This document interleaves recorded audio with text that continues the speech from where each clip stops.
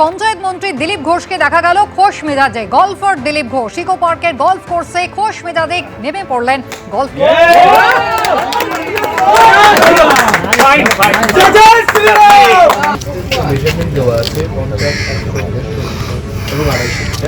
আমরা এই মুহূর্তে দেখতে পাচ্ছি এই স্ট্রোক কোথায় যায়।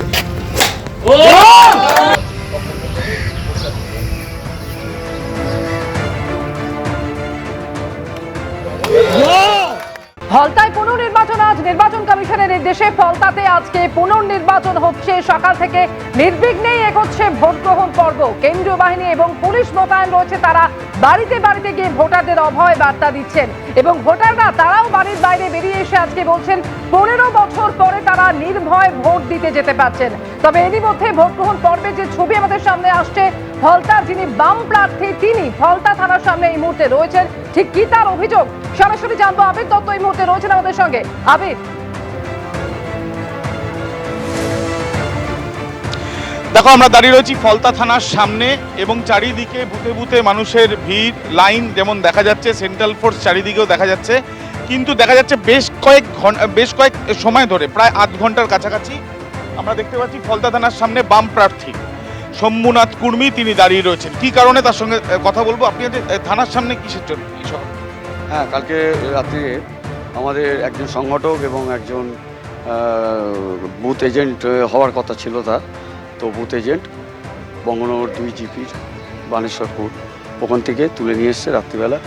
তো রাত্রে তুলে কি কারণে তো জানতে পারছি না। কথা বললেন পুলিশ? বাড়ির লোক কেউ জানতে পারছে না। কথা বললেন আপনারা পুলিশের? হ্যাঁ, আমরা পুলিশের সঙ্গে কথা বলেছি, রাত্রে কথা বলেছিলাম। প্রথম বললো যে না এখন কিছু আমরা বলতে পারবো না, বড় নেই, বড় ছাড়া আমরা কিছু জানি না। এখন কথা বলার পরে তোরা কি এখন তারপরে 4টের সময় ফের এলাম। 4টের সময় আসতে যিনি ছিলেন তিনি তো আমাকে প্রায় ধমক দিয়েই বললেন যে আপনি এত তাড়াতাড়ি আবার এলেন কেন, সকাল 8টার পরে আসবেন, বড় 8টার আগে দেখা করবেন না। তো ঠিক আছে, আমি তাই 8টার সময় এসেছি। বড়বাবুকে ফোন করাতে উনি বললেন 8টার পরে আসুন, বলছেন কী কারণে। ঠিক আছে, তো এখন এসেছি, থানায় গেলাম। বড়বাবু কতটা সমস্যার সম্মুখীন পড়লেন, মানে এটা কেন হলো আপনার মনে হচ্ছে? কেন হলো সেটাই তো বুঝতে পারছি না। অপরাধ বা কিছু? অপরাধ থাকার কথা না। একজন স্টুডেন্ট সবে পাস করে বেরিয়ে এসে এসএফআই করতো, আর একজন ওর বাবা ছোটোখাটো ক্ষুদ্র একটা লরি আছে, সেটা চালিয়ে খায়। এর মধ্যে ওর এলাকার নাম আছে, সুনাম আছে। কিন্তু চারিদিকে যে নির্বাচন যেটা চলছে, সেই নির্বাচনে আপনার কি মনে হচ্ছে যে গত সময় যে নির্বাচন হতো আর আজকে যে নির্বাচনের মধ্যে তফাৎ তো আছে? আপনার কি মনে হয়? না, তফাৎ তো হওয়ার কথা। আমি তো ভেবেছিলাম যে ভালোভাবেই ভোটটা হবে। যেহেতু নতুন সরকার এসেছে, তাদের কাছেও আমরা আশাবাদী ছিলাম যে হ্যাঁ, সরকারটা আমরা প্রচারও করতে পেরেছি, আগে যেটা করতে পারতাম না। তো নির্বাচনের ভালো। এখন কি করবেন? এখন দেখি, বড়বাবুর সঙ্গে কথা বলি। বাসুদেবপুরের ছবি আপনাদের সামনে রাখবো। সেখানে কিন্তু একেবারে উৎসবের চেহারা দেখা যাচ্ছে। তার কারণ বাসুদেবপুরে ক্যাম্প অফিস, তৃণমূলের ক্যাম্প অফিস উধাও হয়ে গিয়েছে এবং সেখানে দেখা যাচ্ছে যে বিজেপি কর্মীরা তারা খাওয়াচ্ছেন সাধারণ মানুষকে, তাদের জন্য খাবার দাবারের বন্দোবস্ত করা হয়েছে। ঠিক কি ছবি এই মুহূর্তে সরাসরি জানবো। পার্থপ্রতিম ঘোষ আমাদের সঙ্গে রয়েছেন। পার্থ, দেখো, এর আগেও দক্ষিণ 24 পরগনা হোক বা ফলতা হোক আমরা নির্বাচন কভার করেছি এবং সেক্ষেত্রে গত 29 তারিখেও যে নির্বাচন কভার করেছিলাম, আজকে দেখতে পাচ্ছি সম্পূর্ণ একটা উল্টো ছবি। যে জায়গায় দেখতে পাচ্ছি আমরা বাসুদেবপুর হোক বা ফলতার বিভিন্ন জায়গায়, সেই জায়গায় কোনো জায়গাতেই তৃণমূলের কোনো ক্যাম্প অফিস, সেই ক্যাম্প অফিস নেই। যদিও ইতিমধ্যে তৃণমূল প্রার্থী তিনি ঘোষণা করেছিলেন যে তিনি হচ্ছেন ভোট থেকে সরে দাঁড়াচ্ছেন, কিন্তু নির্দিষ্ট যে নিয়ম রয়েছে, অর্থাৎ যে সময়ের মধ্যে প্রার্থী পদ উইথড্রল করতে হয় সেটা তো তিনি করেননি। তার জন্য হচ্ছে ইভিএমে ওনার নাম শুধুমাত্র রয়েছে, কিন্তু কোনো জায়গায় কোনো ক্যাম্প অফিস কোনো কিছু নেই। তবে রাস্তায় রাস্তায় বিভিন্ন জায়গায় দেখতে পাচ্ছি, এটা বাসুদেবপুরের ছবি দেখতে পাচ্ছ, বিজেপি কর্মী সমর্থকদের তারা বলছেন যে তারা হচ্ছে এতদিন পরে আনন্দে মেতে উঠেছেন এবং তারা হচ্ছে ভোটারদের জন্য খাবার দাবারের ব্যবস্থা করেছে। একেবারে কষা আলুর দম, বস্তা বস্তা মুড়ি এবং বস্তা বস্তা আলুর দম, সেই সবটা তৈরি করেছেন বিজেপির কর্মী সমর্থকেরা।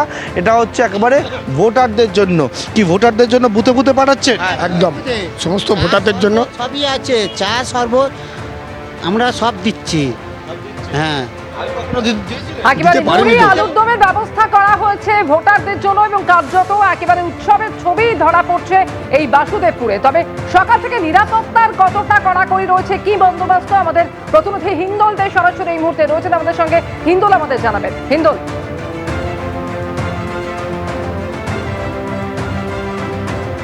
একেবারেই দেখো, নিরাপত্তার বেড়াজালে কিন্তু গোটা ফলতা মুড়ে ফেলা হয়েছে। তোমাকে দেখাবো, তুমি দেখতেই পাচ্ছ কেন্দ্রীয় বাহিনীর জওয়ানরা তারা কিন্তু একেবারে গোটা যে ভোট কেন্দ্র, সমস্ত ভোট কেন্দ্রে ঠিক এভাবেই সশস্ত্র অবস্থায় দাঁড়িয়ে রয়েছে এবং যে বুথগুলো রয়েছে সেই বুথের সামনেও কিন্তু একজন করে কেন্দ্রীয় বাহিনীর জওয়ান রয়েছে এবং এটা যে একটা উৎসবের চেহারা নিয়েছে ফলতা বিধানসভা কেন্দ্রের ভোট, এটা কিন্তু একেবারে স্পষ্ট। এখানে প্রচুর মানুষের কিন্তু এখানে ঢল রয়েছে এবং এখানে একজন ভোটার রয়েছেন বয়স্ক, তার থেকে জানবো তার অভিজ্ঞতাটা।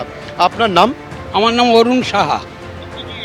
কতদিন বাদে ভোট দিতে? 15 বছর পরে 11 সালে ভোট দিচ্ছি আর এই 26 সালে এসেছি।